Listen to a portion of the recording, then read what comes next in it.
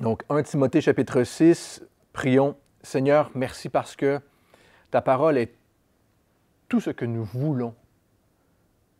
C'est le plus beau cadeau que tu nous aies fait, Seigneur. Et puis, on veut te dire merci. Ta parole nous soutient, ta parole nous garde. On vient de le chanter, Seigneur, tu nous gardes. Et on va l'entendre dans ton message ce matin encore. Tu nous gardes, Seigneur, et on prie, garde nos cœurs, garde nos âmes.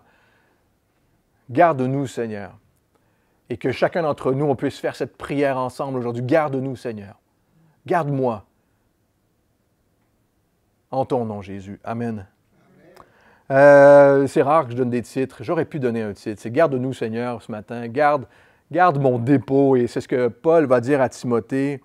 Dans cette lettre à Timothée, Paul s'assure de parler à chaque personne. Il écrit à Timothée, mais il engage Timothée à lui-même s'engager envers, et on a vu, il s'est engagé envers chaque personne, chaque situation, peu importe la situation dans laquelle quelqu'un peut être dans l'Église à Éphèse et dans l'Église de Dieu, dans chaque situation. Et Paul adresse à Timothée cet encouragement. Et il dit, garde chaque personne en tête, à cœur. Dieu le fait, hein? Il s'adresse à chacun d'entre nous. Et on a vu, il a parlé aux veuves, il a parlé aux pasteurs, aux dirigeants, il a parlé aux employés, hein, aux esclaves, aux patrons. Ici, il va parler aux riches. Il l'a déjà fait au début du chapitre 6, mais aux personnes plus fortunées dans l'Église. Et évidemment, on va trouver un message pour nous, ceux qui sommes plus pauvres, hein, moins fortunés. Hein. Je pense qu'on vit dans une société où c'est difficile de dire que nous sommes pauvres. On peut être pauvre, hein, manquer de certaines choses, et c'est difficile. Et on va prier que le Seigneur puisse pourvoir aux besoins de chacun dans son Église, évidemment. Et non seulement dans son Église, mais dans notre société autour de nous. Hein, chaque personne, que Dieu puisse pourvoir et puisse se manifester dans sa provision. Mais ici, hein, même dans cet encouragement aux riches qu'on va voir, il y a un encouragement pour nous, évidemment. Le Seigneur va nous fortifier par sa parole. Et ce que Paul est en train de dire, ou ce que Paul continue à encourager Timothée depuis le début de sa lettre, on va le voir dans la deuxième lettre à Timothée aussi, que Paul écrit, c'est qu'en Jésus, nous avons un réel avenir. En Jésus, nous avons un vrai avenir. Un vrai avenir. Hein? Et Paul, encore une fois, va remettre les choses en perspective.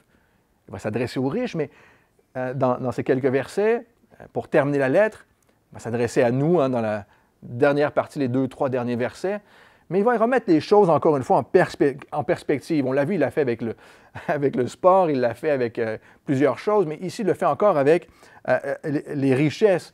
Qu'est-ce qu'il y a de plus de valeur pour vous? Qu'est-ce qu'il y a plus de valeur pour vous? Et il va poser cette question dans ces versets qu'on va lire dans un instant. Hein? Est-ce être riche dans ce siècle ou dans la vie à venir? Qu'est-ce qui a plus de valeur pour vous? Être riche maintenant ou dans la vie à venir? 1 Timothée chapitre 6, verset 17, Paul écrit « Recommande aux riches du présent siècle de ne pas être orgueilleux et de ne pas mettre leur espérance dans des richesses incertaines, mais de la mettre en Dieu, qui nous donne tout avec abondance, pour que nous en jouissions. Qu'il fasse le bien, qu'il soit riche en œuvres bonnes, qu'il ait de la libéralité, de la générosité, et qu'il s'amasse ainsi un beau et solide trésor pour l'avenir, afin de saisir la vraie vie. Ô Timothée, garde le dépôt, en évitant les discours vains et profanes et les disputes de la fausse science. Quelques-uns, pour en avoir fait profession, ont, en ce qui concerne la foi, manqué le but. Que la grâce soit avec vous. Et c'est de cette manière que Paul termine sa première lettre à Timothée. Paul rappelle au chapitre 6, au début du chapitre 6, de ne pas mettre son espérance dans la richesse. Il le refait ici. Ne mets pas ton espérance dans la richesse, dans les biens matériels. Que l'on soit riche ou non, ne mets pas ton espérance dans les richesses. Hein, quand on est jeune, on veut être riche. On pense qu'on a la vie devant nous pour devenir riche. Lorsqu'on, plusieurs personnes plus âgées qui ont de l'argent disent « j'ai pas eu le temps de rien profiter, j'ai passé ma vie parfois à chercher la richesse, je ne l'ai pas obtenue ». Il y avait un de mes humoristes préférés français qui disait « Mon père a travaillé toute sa vie très fort pour être pauvre ».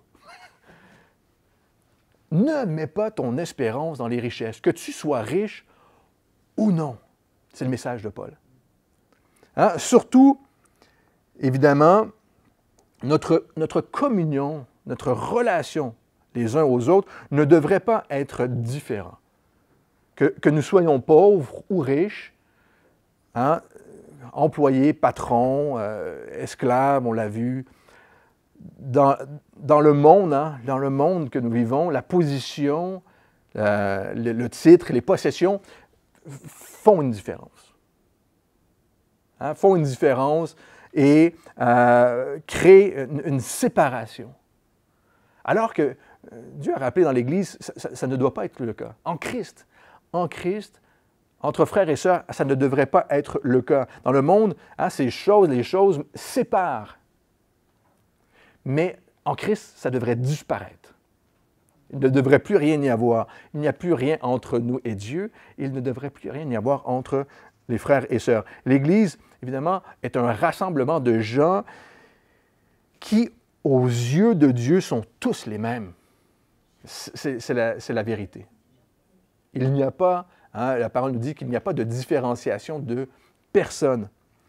Alors, si vous êtes riche, je ne vous pose pas la question. Si vous êtes riche, si vous avez été riche, si vous voulez devenir riche, si vous pensez, hein, si vous êtes en voie de, peu importe. Si nous sommes riches, qu'est-ce qu'on fait de nos richesses? Comment on peut voir nos richesses? Au verset 17, Paul va donner une série d'exhortations pour les riches, les plus fortunés. Il dit « recommande aux riches du présent siècle. » Et Paul ne parle pas nécessairement des millionnaires. Hein, ça ne prend pas 1 million d'euros dans la banque là, pour être riche, mais les plus aisés. Hein, il en a parlé dans Marc, il en a parlé encore dans Timothée, mais hein, c'est ceux qui ont du superflu. Les richesses, c'est abonder en ressources matérielles et financières. Il y a un surplus. Dieu, on l'a vu, hein, ne condamne pas les richesses, ne condamne pas les riches, ne condamne pas les richesses du tout. Ça peut être une bénédiction. C'est une bénédiction de Dieu si tu es riche. Ça vient de Dieu. Mais, Paul dit à Timothée, mets en garde le riche. Mets-le en garde. Ou la personne riche. Il y a plusieurs dangers à cela. Les riches du présent siècle, hein? Premièrement, tu n'emportes rien avec toi. Tu n'emporteras rien avec toi. C'est impossible. Tu n'emporteras rien avec toi. Littéralement, les riches du présent siècle, c'est l'espérance de vie la plus énorme. On espère vivre 100 ans. Hein? Certains, ils sont presque arrivés. Presque, là, le pape est presque arrivé à vivre 100 ans. Là. La reine a presque vécu 100 ans. Là. Du présent siècle, c'est presque je ne sais pas, c'est du présent siècle. Vous avez que 100 ans pour en profiter. Deuxièmement, tes choix ont un impact éternel. Frères et sœurs, Paul est en train de dire, vos choix auront un impact éternel. Les riches du présent siècle, mais ce n'est pas terminé. C'est ici que ça se passe, à propos des richesses. Mais il y a quelque chose d'encore plus riche, plus grand. Et les choix que l'on prend maintenant, aujourd'hui, auront un impact éternel. Paul a parlé, évidemment, dans la première partie du chapitre 6, au début, il a parlé de ceux qui ne sont pas riches, des dangers de vouloir être riches. Mais ici, il va parler littéralement des dangers, les tentations qui viennent avec la richesse. Les dangers, premièrement, de désirer être riche, la tentation de désirer, et ici, les tentations qui viennent avec la richesse. On n'est pas sorti du danger parce que l'on a obtenu la richesse. Loin de là. Après avoir rappelé que la piété, on a vu, avec le contentement, est une source de richesse, chapitre 6, verset 6, la piété, vivre pour Dieu, vivre sainement, rechercher la sainteté avec le contentement, cette quête de vouloir vivre pour Dieu, plaire à Dieu, avec le contentement de ce que l'on a, est une vraie source de richesse. Ici, il dit, la richesse donne un faux sentiment. Le danger, c'est que la richesse donne des faux sentiments. On a vu que les hommes, on a ce faux sentiment, on se crée ces faux sentiments de liberté dans la vie. Ici, on a un faux sentiment dans la richesse de contentement. C'est faux. On pense que si on sera riche, on sera heureux. Je serai content, je serai heureux lorsque... Un faux sentiment de satisfaction. Comme, à un moment, et la richesse crée ça, on le voit, comme si on n'avait plus besoin de rien. On a tout ce qu'il faut. On ne se préoccupe plus de rien. Alors qu'en réalité, on l'a vu, on l'a dit, on le redit, qu'on peut être tout à fait matériellement riche, mais spirituellement pauvre. Et c'est une grande tristesse. Être matériellement riche, mais spirituellement pauvre. Paul dit, recommande aux riches, faites attention, de ne pas être orgueilleux. De ne pas être orgueilleux. La richesse donne un faux sentiment de contentement. La richesse donne un faux sentiment de pouvoir. C'est faux, hein? Ça te donne l'impression que, un sentiment de vanité, un sentiment d'importance, d'arrogance. C'est un faux sentiment d'importance, mais c'est un vrai péché. C'est un faux sentiment, mais c'est de l'orgueil. Un faux sentiment d'importance devant Dieu et devant les hommes. Le Seigneur nous l'a dit et le répète ici. C'est des paroles qui sont presque tirées de ce que Jésus nous a dit. Dans 1 Corinthiens 8, Dieu nous a dit que la connaissance enfle. Parce qu'on a la connaissance, on peut être enflé d'orgueil. Mais ici, il nous dit, la richesse enfle. C'est un danger qui vient avec la richesse aussi. Encore une fois, ce n'est pas la richesse que Dieu condamne, mais l'orgueil. Dieu ne veut pas ta chute. Il ne désire pas ta chute. Il veut ton bien. Proverbe chapitre 16, verset 18, je vous le lis. L'orgueil précède le désastre. On connaît ce passage. L'orgueil précède le désastre. Et un esprit arrogant précède la chute. Mieux vaut s'abaisser avec les humbles que de partager le butin avec les orgueilleux. Celui qui discerne la parole trouve le bonheur. Et celui qui se confie en l'Éternel est heureux. Frères et sœurs, Dieu ne désire pas ta chute, il désire ton bonheur. Confie-toi en lui. Ensuite, la richesse donne un faux sentiment de sécurité. C'est faux, hein? On a le sentiment qu'on est en sécurité, mais c'est un faux sentiment. Recommande aux riches, et encore une fois, Paul dit à Timothée, de ne pas mettre leur espérance dans des richesses incertaines. Toutes ces parties traitent de qui est votre Dieu. Qui est Dieu pour vous? Qui est votre Dieu?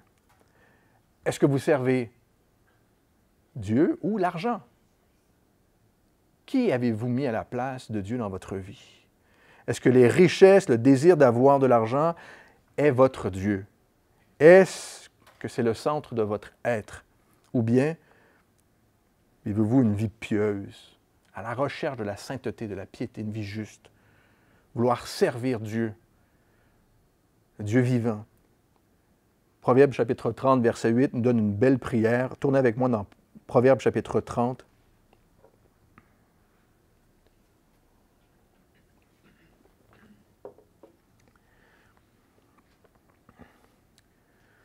Proverbe chapitre 30, verset 8. Une prière qui dit « Éloigne de moi la vanité et la parole mensongère. Ne me donne ni pauvreté ni richesse. Accorde-moi le pain qui m'est nécessaire. De peur qu'étant rassasié, je ne te renie et ne dise, mais qui est l'Éternel? Ou qu'étant dans la pauvreté, je ne commette un vol et ne porte atteinte au nom de Dieu. Un des grands dangers qui vient avec la richesse, c'est d'oublier Dieu. C'est de mettre Dieu de côté. C'est un des grands dangers. Paul dit, mets en Dieu ton espérance, qui nous donne tout avec abondance pour que nous en jouissions. Notre joie ne devrait pas venir de ce que nous avons ou de ce que nous n'avons pas matériellement, mais du fait que nous avons la vie éternelle, frères et sœurs. Notre joie doit provenir de là. Et si notre joie vient du fait que nous avons la vie éternelle, nous avons une vraie joie. Ce n'est pas un faux sentiment, c'est une vraie joie, réelle. Dieu, frères et sœurs, encore une fois, n'en a pas après votre argent. Souvent, le monde pense ça. Dieu en a après mon argent. Vous savez quoi? L'argent lui appartient déjà. Tout lui appartient. Dieu désire ton cœur. C'est ce qu'il désire. Il désire ton cœur. Votre cœur est plus important que votre argent. Et Jésus nous donne ici un vrai sens de proportion. Il faut remettre les choses à leur place. Dans Matthieu chapitre 6, verset 20 nous dit, « Car là où est ton trésor, là aussi sera ton cœur. » Qui est ton Dieu? Quel est ton trésor? Détermine quel est ton trésor et tu sauras où est ton cœur. C'est aussi simple que ça. C'est ce que Jésus dit. Ce n'est pas là où est ton cœur, là sera ton trésor. C'est là où est ton trésor. Là sera ton cœur. Pasteur Chuck Smith disait, « Le Seigneur vous donne que vous puissiez commencer à jouir de tout ce qu'il vous a donné avec abondance, à commencer par les richesses éternelles que vous possédez en tant qu'enfant de Dieu. Commencez par profiter des richesses éternelles, de la vie éternelle, de la vie avec lui. » Paul ne dit pas « Donne ton argent et ton cœur changera. » Encore une fois, ça, c'est les charlatans qui disent ça, frères et sœurs. On appelle ça c'est des charlatans qui font ça. Donne ton argent et Dieu te bénira. Dieu t'a béni. Il t'a donné la vie éternelle. Ce n'est pas parce que tu donnes de l'argent que ton cœur changera. Tu donnes parce que ton cœur a été changé. Tu es fidèle parce que ton cœur a été changé. Mais premièrement en Dieu, Paul dit, ton espérance, et il te donnera les bonnes dispositions de cœur. Ah, si je mets en Dieu mon espérance, il va me donner plus d'argent. Mets ton espérance en Dieu, et il changera ton cœur. Il va prendre soin de toi. Verset 18, Paul continue, « Qu'ils fassent le bien, les riches, qu'ils soient riches en œuvres bonnes, qu'ils aient de la libéralité, de la générosité, et qu'ils s'amassent ainsi un beau et solide trésor pour l'avenir, afin de saisir la vraie vie. » S'amasser un beau et solide trésor pour l'avenir afin de saisir la vie éternelle. La vraie vie, c'est la vie éternelle, frères et sœurs. Ce n'est pas la vie ici-bas. S'amasser un beau et solide trésor pour la vie et de saisir la vie éternelle, c'est de mettre son espérance en Jésus et en Jésus seul. C'est la seule manière de saisir la vie, on l'a vu dans nos dernières études, et de s'amasser un beau et solide trésor. C'est de mettre son espérance en Jésus. Et à cela, écoutez ceci, à cela, on a déjà la vie éternelle. À cela, ajoutez une vraie richesse à votre vie. À cela, ajoutez une vraie richesse. Oui, une Tesla. Qui veut rajouter une vraie richesse à sa vie? Je veux une Tesla, moi. Rajoutez. Paul dit, ajoutez une vraie richesse à votre vie. Des mètres carrés. Ça, c'est une vraie richesse à ma vie. Je dis un peu plus de mètres carrés. Un livret A. Moi, j'en ai jamais eu de livret A. Quand j'ai compris c'était quoi un livret A, c'est libre d'impôt, un livret A, non? C'est ça? Ça, c'est une vraie richesse. Paul, non. Soyez riches en œuvres bonnes. C'est ça la vraie richesse que vous pouvez ajouter à votre vie. Ça, c'est une vraie richesse que vous pouvez ajouter à la richesse que vous avez déjà, la vie éternelle. Un commentaire dit, lorsqu'on met notre espérance dans les richesses, on oublie Dieu et on dédaigne son voisin. Lorsqu'on met son espérance dans les richesses matérielles, on oublie Dieu et on dédaigne son voisin. On a peur que Dieu nous vole notre argent, puis on a peur que notre voisin nous vole notre argent aussi. Frères et sœurs, littéralement, soyez prêts à distribuer. Hein? Soyez riches en œuvres bonnes. Soyez prêts, c'est littéralement, soyez prêts à distribuer. Soyez prêts à communiquer, le mot est, librement vos richesses, de l'aide pour ceux qui en ont besoin. Cette lettre rappelle explicitement comment on peut démontrer, comment démontrer le caractère de Dieu. Comment on peut démontrer le caractère de Dieu? Comment on peut avoir une vie de piété en pratique? Encore une fois, on le dit, on se le répète, on ne veut pas simplement dire que nous sommes saints, nous voulons agir comme des saints. Agir avec sainteté, la piété en pratique. Et pour cela, Paul nous dit, de la manière dont nous utilisons notre argent fait aussi une différence. On voit ici, encore une fois, le caractère de Dieu. Paul nous parle du caractère de Dieu, la générosité. Nous avons un Dieu généreux. Il nous a tout donné, il nous donne tout en abondance pour que nous puissions en jouir. Paul, dans Actes chapitre 20, après avoir rappelé qu'il avait une bonne conscience, on l'a vu au début de la lettre, il avait une bonne conscience parce qu'il avait enseigné tout le conseil de Dieu. Actes chapitre 20, versets 20, 27. Il avait enseigné toute la parole de Dieu sans rien mettre de côté, sans éviter quelconque sujet. Après avoir rappelé qu'il y aurait des hommes dans l'Église, il a rappelé qu'il avait une bonne conscience, qu'il enseigne la parole. Et ensuite, il a fait une mise en garde. Il a dit, lorsque je partirai, il y aura des hommes qui viendront, comme des loups ravisseurs, qui s'attaqueront aux enfants de Dieu pour les attirer à eux. Voulant avoir l'attention sur eux, l'honneur pour eux. Et à la fin du chapitre, Actes chapitre 20, verset 35, il dit, « En tout, je vous ai montré qu'il faut travailler ainsi, pour venir en aide aux faibles, et se rappeler les paroles du Seigneur Jésus qui a dit lui-même, « Il y a plus de bonheur à donner qu'à recevoir. » Dernière mise en garde de Paul aux Éphésiens dans ce contexte et à d'autres pasteurs de la région. On a vu clairement la fidélité dans la lettre de donner son offrande par obéissance, agir par obéissance. Et sa fidélité, selon la foi, selon ce que Dieu nous demande. On a vu dans la lettre à Timothée de prendre soin de sa famille, et financièrement aussi. Prendre soin des siens. Et ici, le Seigneur ajoute la libéralité et la générosité. La libéralité, c'est le fruit du Saint-Esprit. C'est le fruit du Saint-Esprit dans ta vie qui agit. Le fruit du Saint-Esprit qui demande, qui pousse à aider ceux qui sont dans le besoin. À avoir ce cœur de compassion pour ceux qui sont dans le besoin. C'est un fruit du Saint-Esprit, frères et sœurs. Et la générosité, un débordement. La générosité, c'est un débordement qui surgit du cœur.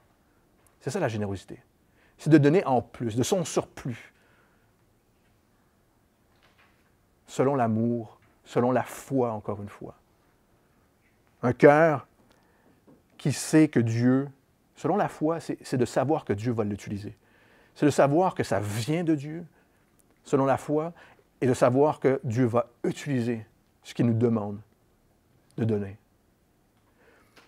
Vous savez, on n'a pas besoin d'être riche pour être généreux. Vous savez ça. On n'a pas besoin d'être riche pour être généreux. On doit simplement être bien disposé, près de Dieu, chercher à le servir, vouloir être saint.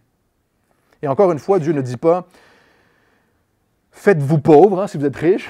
On a entendu ça, c'est des messages. « Afin de saisir la vie éternelle ».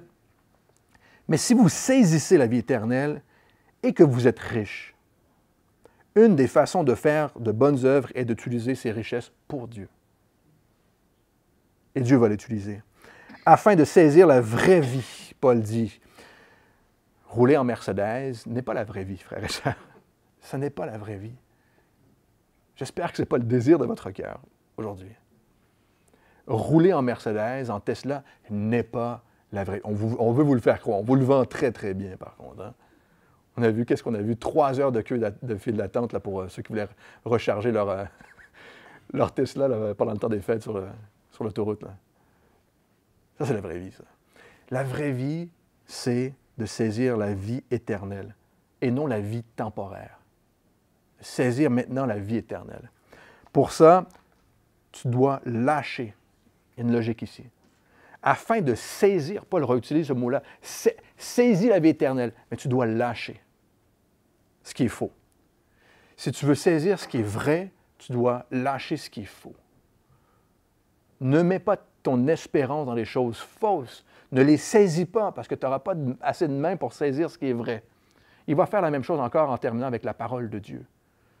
Il le fait avec les biens matériels, il le fait aussi avec la parole de Dieu. Afin de saisir ce qui est vrai, lâche ce qui est faux. Qu'est-ce qui vous retient de saisir la vie éternelle? Qu'est-ce qui vous retient? Qu'est-ce qui retient les personnes que l'on rencontre au quotidien, à qui on parle de Jésus? Qu'est-ce qui les retient de saisir la vie éternelle? Il doit y avoir quelque chose qui retienne. Lâche ce qui est faux, ce qui est temporaire, ce qui est de ce siècle, et saisis ce qui est éternel, en Christ, certain. Saisis la vie éternelle. On doit remettre les choses en perspective entre les choses temporaires et éternelles. On doit faire notre choix. Lorsqu'on saisit la vie éternelle, ce n'est plus les richesses terrestres qui nous possèdent, mais c'est Jésus qui nous possède. J'espère que c'est un message d'encouragement pour vous ce matin. Lorsqu'on saisit la vie éternelle, oui, Seigneur, ce n'est plus les richesses qui nous possèdent, mais c'est Jésus. Ne t'inquiète pas, hein? Les gens, l'argent a cette façon, a comme une main dans le cœur ou une main dans la poche. Là. Ne t'inquiète pas, hein? Ce n'est pas parce que tu mets ta vie en Christ que tu vas perdre tes richesses. Ça ne va pas disparaître. Là. Ça ne va pas s'envoler. Au contraire, Dieu peut fructifier ce qu'il donne. Mais on va certainement voir les choses différemment lorsqu'on va avoir le cœur à la bonne place, en Christ. Ô Timothée, au verset 20, chapitre 6 de Timothée. Ô Timothée, j'aime ça, ô Timothée. Garde le dépôt en évitant les discours vains et profanes et les disputes de fausses sciences. Quelques-uns, pour en avoir fait profession, ont, en ce qui concerne la foi, manqué le but. Que la grâce soit avec vous. Il fait la même chose avec la parole de Dieu qu'avec les richesses. Lâche ce qui est faux, retiens ce qui est vrai. Lâche ce qui est faux. Arrête. T'as juste arrêté, c'est terminé. Ô Timothée, garde le dépôt. Garde la bonne chose dans ton cœur. Hein, ça n'est pas lâche tout et ne remets rien. Lâche tout et garde la bonne chose. Garde le dépôt. La bonne chose. Le dépôt, littéralement, hein, c'est ce qui t'a été confié. On l'a vu et on va le revoir dans la deuxième lettre à Timothée. Moi, je trouve ça intéressant comme choix de mots. Après avoir parlé de la richesse, garde le dépôt. On va faire des dépôts parfois. On en fait peut-être pas beaucoup, mais des fois, on va faire des dépôts à la banque. Hein? C'est le mot qu'il utilise ici. Garde le vrai dépôt. Vous savez, c'est une des phrases que j'aime répéter. La religion, c'est quelqu'un ou quelque chose qui peut se mettre entre toi et Dieu. Ce quelque chose, Paul a commencé dans la lettre à Timothée, la loi. Ce quelque chose, parfois, c'est la loi qui se met entre toi et Dieu. Parfois, c'est l'argent aussi qui se met entre toi et Dieu. C'est ce quelque chose. Le dépôt, c'est à la fois la parole de Dieu et l'œuvre du Saint-Esprit. C'est la puissance du Saint-Esprit dans ta vie. C'est ça la sainteté. C'est le Saint-Esprit qui agit, qui est à l'œuvre. Ce dépôt, c'est ça. Ce n'est pas l'un ou l'autre, ce n'est que la parole, que la puissance de Dieu. C'est les deux. C'est la parole de Dieu et l'œuvre du Saint-Esprit. 2 Timothée, chapitre 1, verset 12, je vous le lis, va nous dire, en débutant dans notre prochaine étude, « Je suis persuadé qu'il a la puissance de garder mon dépôt, ma vie, jusqu'à ce jour, l'apparition de Jésus. Je sais qu'il a la puissance de faire ça. Dieu va garder mon dépôt. Il va me garder en lui. Paul est en train de dire à Timothée, écoutez ceci. Garde ce que Dieu te confie et lui, il garde ce que toi, tu lui confies. Je travaille fort pour écrire ceci. Je vais le répéter. Garde ce que Dieu te confie et lui, sois assuré qu'il va garder ton dépôt, ce que toi, tu lui confies. Paul va nous parler dans la deuxième lettre encore plus du rôle du Saint-Esprit, comment le Saint-Esprit agit dans ta vie. 2 Timothée chapitre 1, verset 13, juste après. Écoutez ceci, il a dit, il a la puissance de garder mon dépôt. Retiens dans la foi et dans l'amour, la piété en pratique, qui est en Jésus-Christ et en Jésus seul, le modèle des saines paroles que tu as reçues de moi, garde le bon dépôt par le Saint-Esprit qui habite en nous. Ce dépôt, la parole et le Saint-Esprit. Notre plus grande richesse, le plus beau cadeau qu'on nous ait jamais offert, frères et sœurs, vous êtes d'accord avec moi, c'est la parole de Dieu. Lorsque j'avais 15 ans, on m'a donné une Bible. C'est le plus beau cadeau qu'on ne m'ait jamais fait. C'est la parole de Dieu. L'Évangile de Dieu, par la grâce en Jésus-Christ. C'est ça le plus beau cadeau pour l'homme. Les derniers mots de cette lettre, 1 Timothée, c'est « que la grâce soit avec vous ». Pas la prospérité. Ce n'est pas les paroles de Paul. Ce n'est pas la connaissance, que la connaissance soit avec vous, mais que la grâce soit avec vous. Même toi, Timothée, pasteur, préoccupe-toi de la parole et de l'œuvre du Saint-Esprit. Garde ce dépôt. Préoccupe-toi. Garde-le dans ton cœur. Garde-le dans ton ministère. Dans 2 Timothée, il va y revenir. Prêche la parole. Préoccupe-toi à prêcher la parole de Dieu. Ne prêche pas l'argent, ne prêche pas les événements, ne prêche pas les préférences théologiques, les guerres de mots, et il va terminer en parlant. Ne prêche pas les traditions des hommes. Prêche la parole. Préoccupe-toi de ça. Paul nous a rappelé quelle était la parole, les saines doctrines dans 1 Timothée. Il n'y a qu'un seul médiateur entre Dieu et les hommes, et c'est Jésus. Garde ce dépôt. Il n'y en a qu'un seul. Il n'y a pas d'autre homme à mi-chemin entre Dieu et les hommes, là. Dieu désire la rédemption de tous les hommes. Il l'a rappelé à plusieurs reprises dans 1 Timothée. C'est ça la saine doctrine. Garde ce dépôt. Jésus revient. Il revient bientôt. Garde ce dépôt. Paul a dit, ce sont les seules paroles dignes d'être acceptées. Oh, Timothée, moi j'aime ça encore une fois. Oh, Timothée. Voici le cadeau. Voici la vraie richesse de Dieu. Garde-le. Garde le dépôt et évite le reste. Il le dit ici. Évite le reste. Savoir qu'il n'y a qu'un seul médiateur te protège des faux enseignants. Frères et sœurs, c'est la seule façon d'être protégé des faux enseignants, ceux qui étaient manifestement très, très actifs à Éphèse. De savoir qu'il n'y a qu'un seul médiateur te garde des faux enseignants, des élites. Savoir que c'est le désir de Dieu de sauver tous les hommes, toutes les femmes, te pousse, t'étreint à vouloir faire connaître Jésus à tous les hommes et à toutes les femmes. C'est ça qui te donne l'amour, qui te presse. 2 Corinthiens chapitre 5. C'est cet amour-là pour tous les hommes, toutes les femmes qui te pousse à aller à le faire. Garde ce dépôt.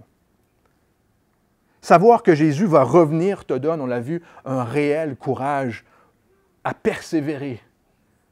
C'est dur présentement. Il y a une réalité, on souffre, mais Jésus revient.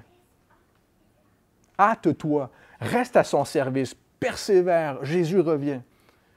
Et Paul va en reparler dans la deuxième lettre aussi. Jésus revient.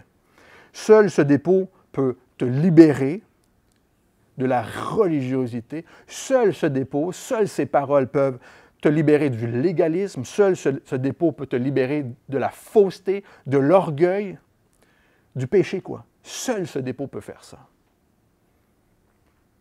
Le reste évite-le, car ça va te miner, ça va te décourager. Le reste, les autres choses qu'on veut ajouter à ça, les fausses richesses et les fausses doctrines et les guerres de mots et les discours vains et les fables vont te miner, te décourager. Tu vas dépenser ton énergie, tes ressources au mauvais endroit. C'est littéralement ce que Paul est en train de dire à Timothée. Tu vas mener le mauvais combat. Tu vas avoir le mauvais dépôt en toi. Fuis. Dans notre dernière étude, et ici, évite. Quelques-uns, pour en avoir fait profession, pour y avoir prétendu, pour s'y être engagés, sont passés à côté de la foi. En ce qui concerne la foi, ont manqué le but. Toi, sois plus intelligent. Comment? En évitant ces choses. Évite-les. Contourne. Passe à côté. Ne t'arrête pas. Paul ne dit pas arrête. Contourne. Évite-les. Continue avec le bon dépôt. Ne t'arrête pas. Va parler du Seigneur aux gens qui sont autour de toi. Continue à être généreux. Continue à être fidèle à ton Église. Ne t'arrête pas, mais contourne les choses qui ne sont pas de Dieu. Il y a un risque que tu les perdes, que tu perdes le bon dépôt si tu entres dedans. C'est ça que Paul est en train de dire. Hein? S'il y a une guerre de mots, s'il y a une dispute vaine, s'il y a des fausses doctrines, s'il y a une direction qu'on veut donner qui semble... Je ne suis pas sûr que ça vient de Dieu, là. Évite ces choses parce que tu risques de perdre ce qui est bon. Les discours vains, profanes, les disputes de fausses doctrines, entre autres ces guerres de mots, ils parlent de personnes qui pensent savoir mieux. C'est ça les élites, hein? C'est des gens, il nous a parlé de la doctrine de l'homme de Dieu, ceux qui se mettent. La religion, c'est quelqu'un ou quelque chose qui se met entre moi et Dieu. Ce quelque chose, hein, c'est parfois les richesses, la loi. Ce quelqu'un, c'est qui? Pour ces personnes qui se placent entre Dieu et les hommes. C'est ces doctrines d'hommes de Dieu. Évite ces choses. Qui ont cette fausse science. Leur connaissance est fausse. Ils prétendent avoir une connaissance. Hein, littéralement, ce qu'on appelle faussement de la connaissance. Toujours cette doctrine, cette théologie là, qu'on dit, on a enfin trouvé la... Comme si on s'était trompé depuis 4000 ans. Là, tu sais. Aujourd'hui, on sait ce que c'est que la mission. Aujourd'hui, on sait ce que c'est que l'Église. Aujourd'hui, on sait ce que c'est que... Paul va dire hein, dans la parole, je m'inquiète que vous soyez détournés de la simplicité de l'Évangile. Juste de la parole de Dieu, de se rassembler, de chanter à Dieu. Non seulement de la simplicité, mais d'être excité pour les choses de Dieu. D'être avec Dieu. De servir Dieu.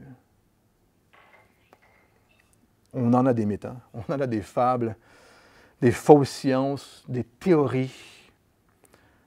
Un tel a dit. La science dit. Avez-vous déjà entendu ça, cette phrase, ce petit mot? La science dit aujourd'hui. Et on termine dans un instant avec ceci. La science dit. Vous savez, ce n'est pas un gage de vérité, parce qu'on entend « la science dit ». Ce n'est pas un gage de vérité, ce sont des théories, principalement. La Bible dit, ça c'est un gage de vérité. Frères et sœurs, j'espère que vous le croyez de tout votre cœur. La Bible dit, est un gage de vérité. C'est la parole de Dieu. Les philosophies qui allaient venir, hein, tout de suite à Éphèse, dans les premiers siècles, la philosophie, le gnosticisme, le marcionisme, tout ça, là. Il y a plein de trucs, là, des gros trucs, des grandes hérésies qui allaient venir tout de suite après. Là, que Paul annonce, on l'a vu, hein, il annonce prophétiquement les grands combats de l'Église. Ces choses-là, les paroles des hommes, le monde. Aujourd'hui, on a l'athéisme. Vous connaissez l'athéisme, hein? Vous connaissez cette phrase, une de mes phrases préférées de notre siècle. Je ne crois en rien. Ça ressemble à une croyance. Selon moi, je ne crois en rien, c'est de croire quand même en quelque chose. On le sait. Mais ça, c'est ce qu'on appelle la science, la connaissance, est très souvent seulement des théories, sans aucun fondement. Aucun fondement. On l'a vu dans la lettre à Timothée, hein? Ces personnes qui disent « après la mort, ça s'arrête ». Mais qui t'a dit ça? Qui t'a dit que c'était vrai? C'est une fausse science, c'est une fausse connaissance. Personne ne dit ça, sauf toi. Sur 8 milliards de personnes qui se renouvellent depuis 4000 ans. 8 milliards de croyances différentes. C'est une fausse connaissance. La théorie de l'évolution, c'est une théorie, frères et sœurs. Une théorie simplement. Sans fondement. Qu'on a fait évoluer nous-mêmes. C'est une théorie. Les mythes religieux, le mysticisme, on a parlé encore dans la lettre à 1 Timothée, les clergés, les laïcs. C'est le mysticisme. Comme si le clergé était la continuation mystique de Christ sur terre, entre Dieu et les hommes. Vous savez quoi? Le Saint-Esprit, lui, continue l'œuvre de Dieu sur terre. C'est le Saint-Esprit qui continue l'œuvre. Jésus a dit, je vais vous envoyer un autre consolateur. Le Saint-Esprit. Le Saint-Esprit est Dieu.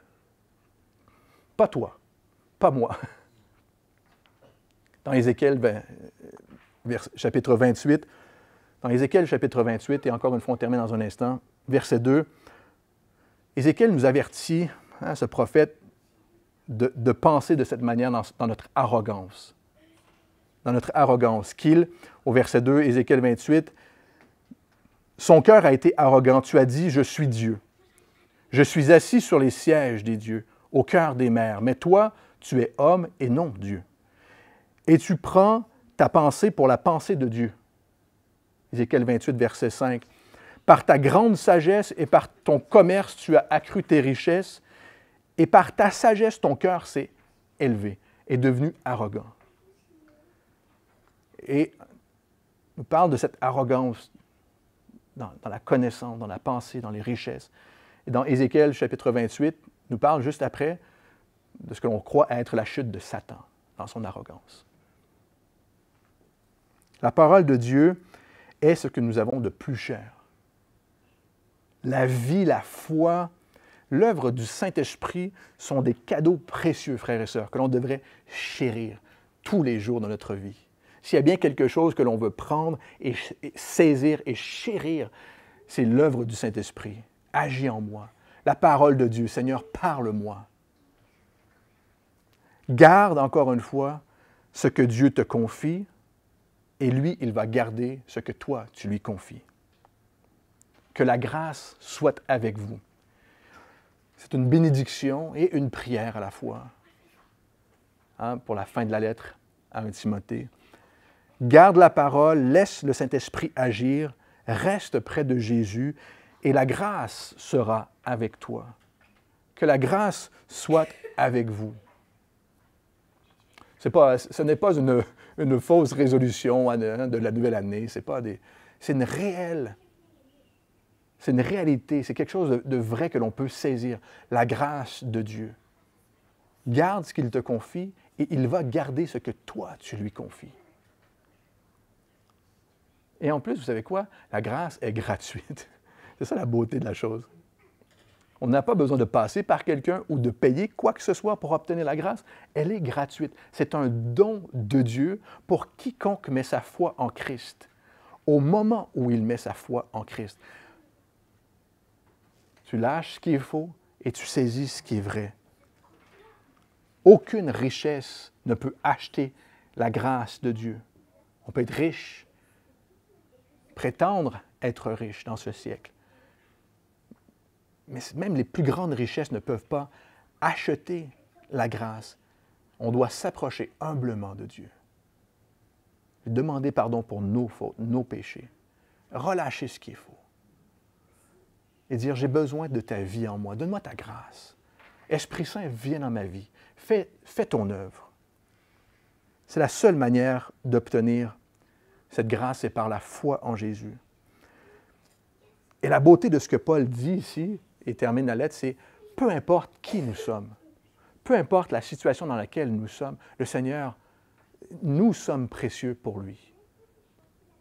Chaque homme, chaque femme, nous sommes précieux à ses yeux. Il veut nous donner cette vie et il veut nous donner sa grâce pour que sa grâce nous accompagne. Tous les jours de ma vie, on l'a chanté tout à l'heure. On aime ça chanter, mais on espère en Dieu. J'espère que tu me donnes ta grâce, Seigneur. J'en ai besoin. Prions. Seigneur Dieu, merci pour ta parole. Esprit Saint, on va te faire toute la place qui te revient. Pardonne-nous pour nos péchés. Aide-nous à relâcher ce qui est faux.